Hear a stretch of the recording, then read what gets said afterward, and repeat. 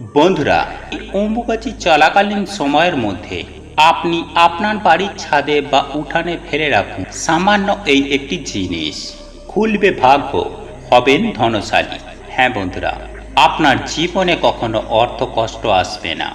বন্ধুরা, যে বারে যে সময় সূর্য মিথুন রাশিতে গমন করে সেই সময়ই হয় অম্বুবাচী। বন্ধুরা, লোকবিশ্বাস অনুসারে এই সময়ে মা ধরিত্রী ঋতুমতী হন।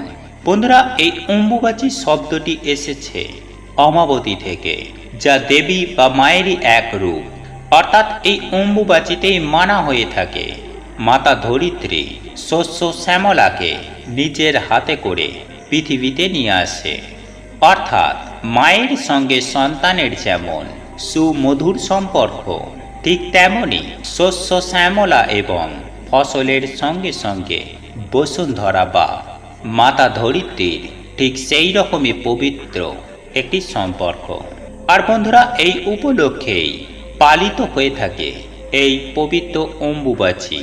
আর আজ আমি আমার এই ভিডিওর মাধ্যমে আমি আপনাদের জানিয়ে দেব এমন বিশেষ কিছু কিছু উপায় বা ক্রিয়া, যা এই অম্বুবাচী চলাকালীন প্রত্যেক দিন সন্ধ্যায় আপনি আপনার বাড়ির সদর দরজার মধ্যে এই বিশেষ উপায় বা ক্রিয়াটি করুন। এর ফলে আপনার গৃহকে যেমন পবিত্র করে তুলবে, ঠিক তেমনি মাতা কামাখ্যা দেবীর আশীর্বাদ পাবেন। তাই এই প্রসঙ্গে বিস্তারিত জানার আগে আপনাদের বলে রাখি, আপনি যদি আমাদের চ্যানেলে নতুন হয়ে থাকেন তাহলে চ্যানেলটি অবশ্যই সাবস্ক্রাইব করুন এবং পাশে থাকা নোটিফিকেশন বেল আইকনটি ক্লিক করুন।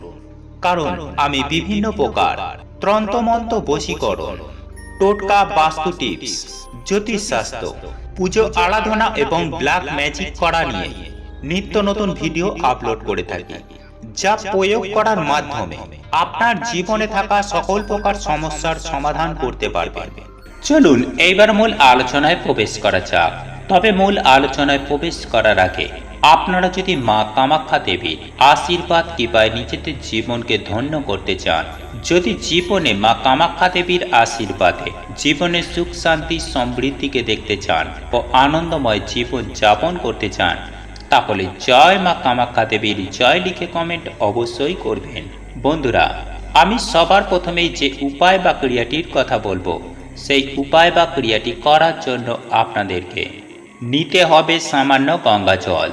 বন্ধুরা, ইতিমধ্যেই আপনারা জানেন যে এই অম্বুবাচী চলাকালীন কোন কোন কাজগুলি করা উচিত এবং কোন কোন কাজগুলি একদমই করা অনুচিত। আমি তবুও আপনাদেরকে একটু ছোট্ট করে বলে রাখি যে এই অম্বুবাচী চলাকালীন সময়ে কিন্তু কোনো শুভ মাঙ্গলিক কার্য করতে নেই এবং এই সময়ে যারা আদিশক্তির পূজা পার্বণ করেন তাদের জন্য দেবীর মূর্তিকে অতি অবশ্যই একটি লাল কাপড় দিয়ে ঢেকে রাখা উচিত এবং অম্বুবাচীর পর এই লাল কাপড়ের আচ্ছাদন খুলে আসন ধুয়ে দেবী মূর্তিকে স্নান করিয়ে দুধ ও আম দিয়ে দেবীকে পুনরায় পুজো আরাধনা করা উচিত। ঠিক সেই রকমই এই অম্বুবাচী চলাকালীন সময়ে ভূমিকর্ষণ একেবারেই নিষিদ্ধ। ঠিক তেমনই মন্ত্র পাঠ করে আপনি পূজা পাঠ করতে পারবেন না, তবে ধূপ ধুনো দেবদেবীদের অতি অবশ্যই দেখাতে পারবেন এবং ভোগ নিবেদনও করতে পারবেন। বন্ধুরা, এই অম্বুবাচী চলাকালীন সময়ে আপনি গুরু পূজা বা ইষ্টমন্ত্র জপের ক্ষেত্রে আঁকা দেয় এই জ্যোতিষশাস্ত্র বা হিন্দু শাস্ত্র। বন্ধুরা, নিত্য ঠাকুর দেবতাকে সন্ধ্যার প্রদীপ দেখান, ধূপ দেখান, ঠিক সেভাবেই আপনি সন্ধ্যার প্রদীপ দেখাবেন, ধূপ দেখাবেন। তবে এক্ষেত্রে আপনি কোনো মন্ত্র উচ্চারণ করবেন না বা কোনো দেবদেবীর মূর্তি বা পটে ভুলেও স্পর্শ করবেন না। বন্ধুরা, সমস্ত পূজা পার্বণ শেষ হলে কিছুটা পরিমাণ গঙ্গা জল নেবেন, তবে সেই জলটি আপনি একটি তামার পাত্রে নেওয়ার চেষ্টা করবেন।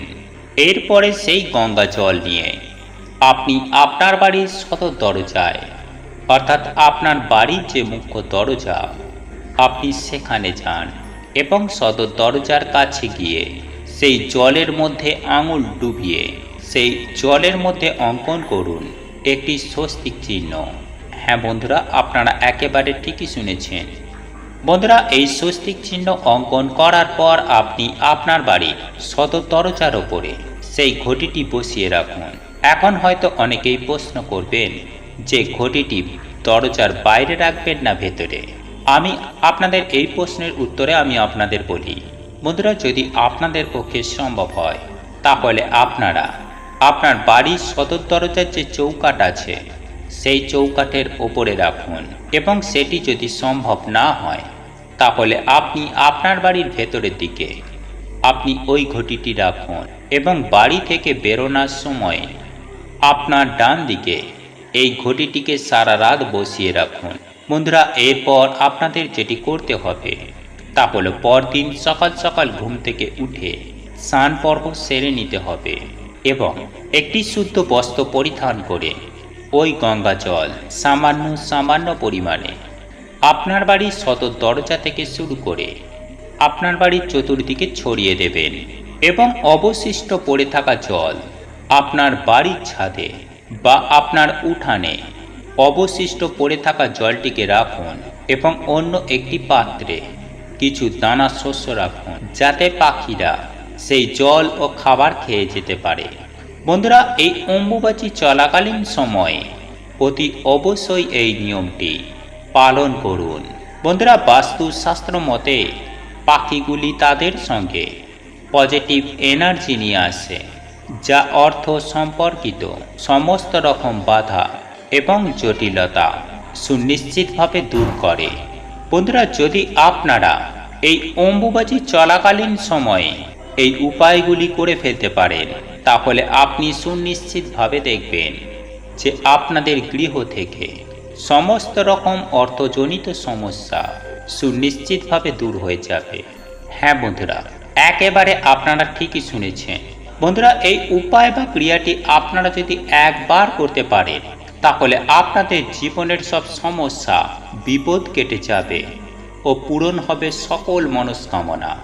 সেই সঙ্গে আপনাদের বাস্তু দোষ দূর হবে, গৃহে সুখ শান্তি ও অর্থ আসবে, আপনারা রাজার হালে থাকবেন।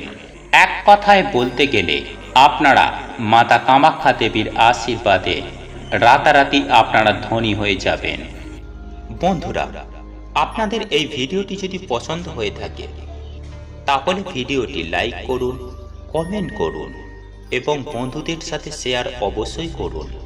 মনে রাখবেন, আপনার একটি শেয়ার অনেক মানুষকে উপকৃত করতে পারে, এবং আপনি যদি নতুন হয়ে থাকেন তাহলে চ্যানেলটি অবশ্যই সাবস্ক্রাইব করবেন এবং পাশে থাকা নোটিফিকেশন বেল আইকনটি ক্লিক করবেন এইরূপ নিত্য নতুন ভিডিও সবার আগে দেখার জন্য। ঈশ্বর আপনার মঙ্গল করুক। আপনি সুস্থ থাকুন, ভালো থাকুন।